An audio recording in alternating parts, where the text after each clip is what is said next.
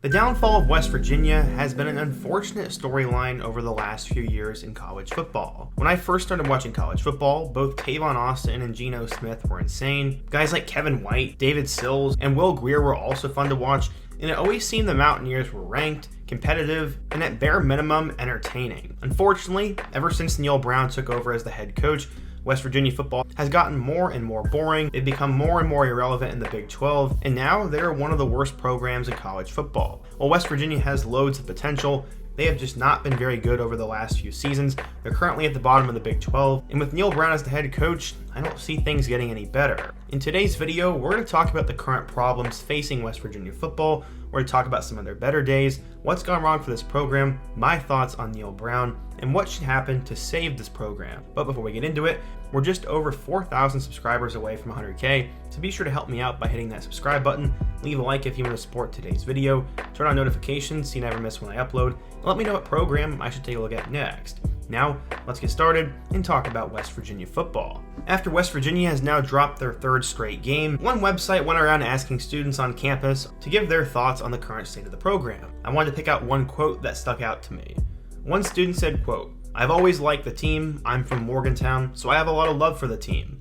I think Neal Brown is a good guy, but I don't think he's the greatest coach we've ever had here." I think that's a really good way of stating it. Neal Brown is not a horrible coach, and West Virginia hasn't been a complete dumpster fire. Except they're not where they should be. Neal Brown's been a below average coach, hasn't really had many big wins, and the program has gotten stale. That's where we're at, but it wasn't always this way. I want to flash forward to the 2007 season, which was West Virginia's best chance at ever going to the national championship. Led by Pat White, West Virginia had an insane season, but unfortunately they lost to Pittsburgh late and would miss the national championship. That was under head coach Rich Rodriguez, and after he did well there, he would move on to Michigan. Flash forward to 2011, West Virginia was now revamped and had two new superstars. Geno Smith was one of the best quarterbacks in the country, and Tavon Austin was one of the best receivers in the country. They would lead West Virginia into a new era of football as they would join the Big 12 Conference. At the time, Dana Holgorsen was the coach, and he would be in Morgantown for 7 years. In those 7 seasons,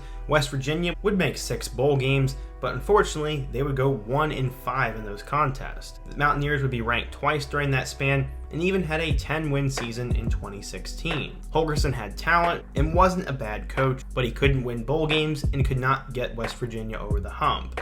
After the 2018 season, Holgorsen would leave to take the job at Houston. Will Grier headed off to the NFL, and now West Virginia would need a new head coach. Who would they look to? Well, they got Neal Brown. Neal Brown played wide receiver at both Kentucky and UMass and would go into coaching in 2003.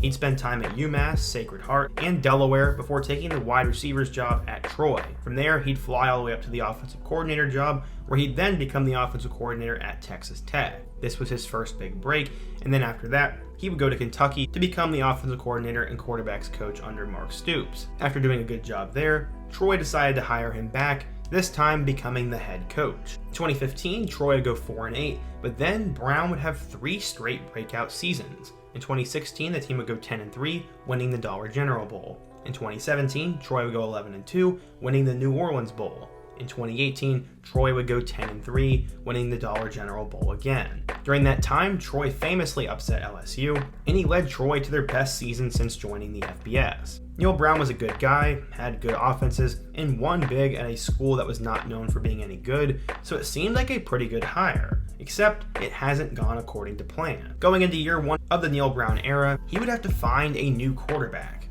On the roster were 3 transfer guys. Austin Kendall was a big-time recruit who hadn't worked out at Oklahoma, Jarrett Dagey was a transfer from Bowling Green, and Jack Allison was another big recruit who had not panned out at any of the schools he was at. He was hoping that one of these 3 guys would take off, but that is not what ended up happening. At running back, he had Letty Brown, who eventually went off to the NFL, and then true freshman Sam James would take off, and a couple of other transfers were also solid there. Unfortunately, it was not a great season for West Virginia though. They would win their first game of the Neal Brown era against James Madison before getting blown out on the road against Mizzou. They would beat both NC State and Kansas before they would lose 5 straight games. They'd narrowly defeat number 24 Kansas State and then beat TCU by 3, and Neal Brown would go 5-7 with a 3-6 record in year 1. They did not get a lot out of the offense as the quarterbacks and running backs struggled immensely. In 2020, Jarrett Dagey would take over as the full-time quarterback and actually had a pretty decent year.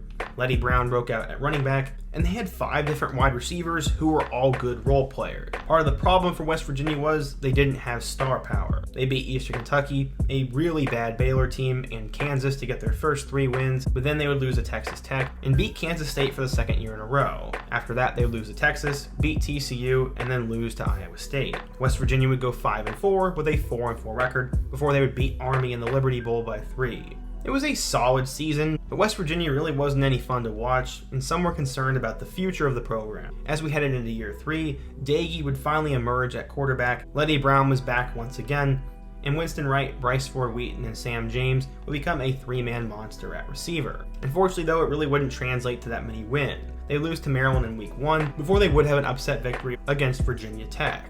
From there, they lost to Oklahoma, Texas Tech, and Baylor before they'd win 4 out of their last 6 games against TCU, Iowa State, Texas, and Kansas. All 4 of those wins were close, and them finishing 6-6 was a big deal. They'd end up playing Minnesota in the Guaranteed Rate Bowl and would finish with a 6-7 record with a 4-5 mark in the conference. It wasn't a bad year by any means, but it was time to finally put it all together in 2022. If not, many believed that Neal Brown was on the hot seat. Going into this year, he'd have to find a new quarterback, and he brought in 2 solid options. He got former 5-star recruit JT Daniels from Georgia, and a 4-star freshman by the name of Nico Markiel. JT Daniels would easily win the job, and he would discover a gem at the running back spot. There was a true freshman tight end by the name of CJ Donaldson, and when they moved him to running back, he went off. Unfortunately though, things have just not gone great for West Virginia this year. As the backyard brawl got renewed, they would lose to number 17 Pittsburgh by way of a pick 6. It was a heartbreaking first game, and they now dropped to 0-1. In week 2, they'd lose at home to Kansas, where they'd once again throw a pick 6 to end the game. The team was now 0-2. After that, they beat Towson in a bad Virginia Tech team before they'd have to travel on the road to Texas. They got outplayed all 4 quarters against Texas, but then they'd have their lone bright spot against Baylor. They'd end up upsetting the Bears 43-40, and that was probably Daniels' best game of the season. From there though, it's been a downward spiral. They got blown out 48-10 by Texas Tech, lost a heartbreaker to number 7 TCU, and then this past weekend got beat by Iowa State, who has not been great this year and doesn't have a good offense, and they allowed the Cyclones to score 31 points. Currently, West Virginia is 3-6, 1-5 in the Big 12, and sits at 10th. This is not what anyone expected in year 4 under Neal Brown, and questions are being asked about his job security, the future of the program, and what is going on.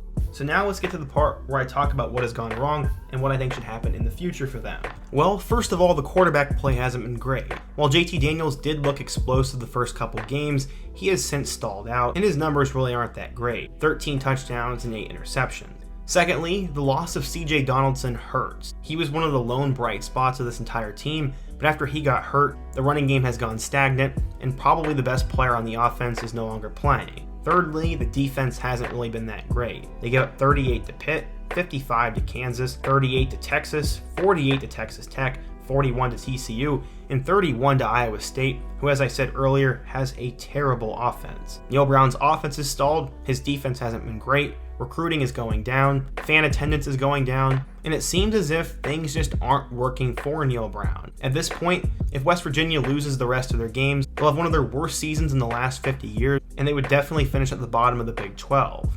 If Neal can somehow get to 5 wins, I think there's a chance they would keep him, but for now, I think the writing is on the wall, and he will more than likely be fired at the end of the year. I'm not really going to speculate on who they would even hire as a head coach, but they could look down the road to their rival Marshall and hire Charles Huffaway. He was a longtime Bama assistant, went on the road and beat Notre Dame this year, and has done a good job at Marshall. He's an up-and-coming head coach, but right now, West Virginia football is just a mess.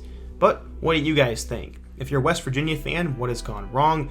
What do you think should happen to Neal Brown, and what do you want to happen in the future for the program? Be sure to let me know down below, leave a like if you want to support today's video, subscribe if you're new, and check out all my other videos on the end screen. Hope to see you guys again soon, but until next time, peace.